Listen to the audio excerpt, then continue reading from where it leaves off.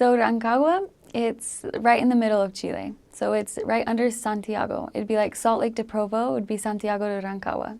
And it's north of Concepcion. So it's like right in between two big cities.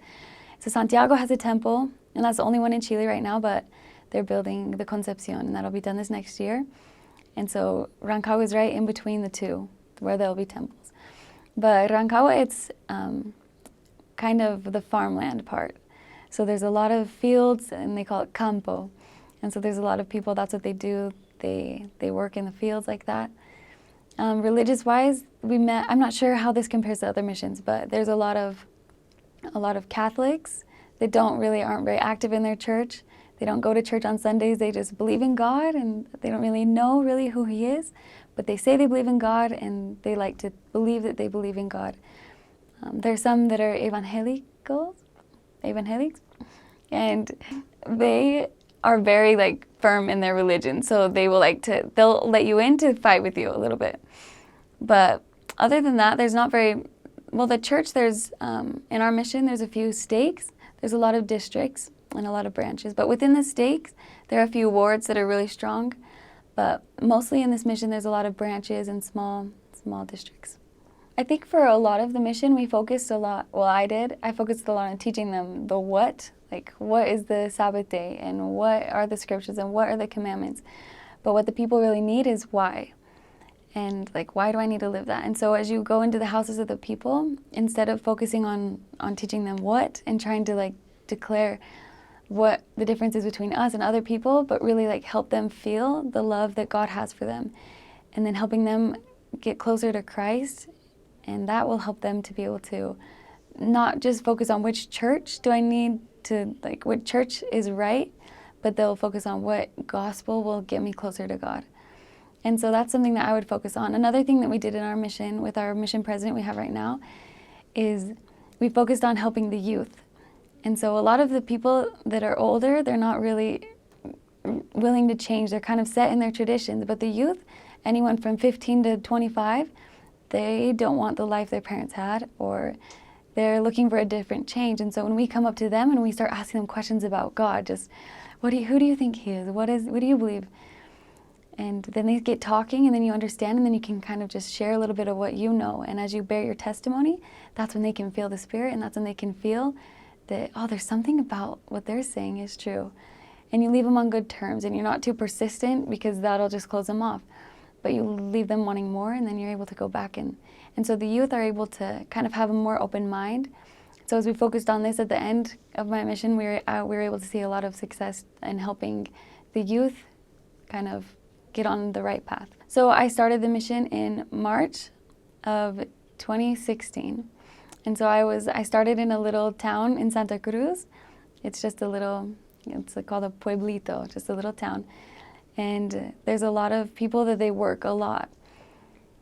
And there wasn't very many members. Well, there are a lot of members, actually. We have a little book that's Mi Obra y Mi Gloria, which is a list of all the baptized members in the area. And there's probably 800 to 1,000 that are in this branch that are members, but only about 50 to 70 people go to church.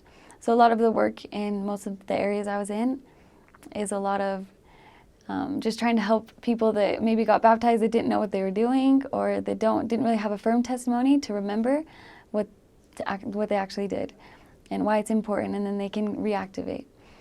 And so I went from that area to another area called Durango, or Las Nieves. And here is a ward, and they have a great ward.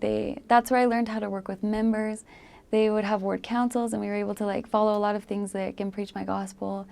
So that was really amazing to see how when you really work with members, it is a whole different thing. It really is the way missionary work should be. And so that was amazing to be able to work with members and to see that. And then I also went to Rauquén in Curicó, and that also was a ward, and that was really fun. There's a lot of great people there. The ward is strong as well, and we could apply what Preach My Gospel teaches all the time. The people are very loving there. They're really, I remember I was there during the summer, and in this part, at least in Chile during the summer, they work all the time. It's the time of the harvest. So everyone's working 12-hour days, seven days a week, and they bring buckets of fruit home. And a lot of times they just give us fruit. And so we'd be on our bikes riding home with like a bucket of blueberries. But they're so nice, and they'll just give us stuff because they feel good around us. And it was really cool to see that. They were really nice.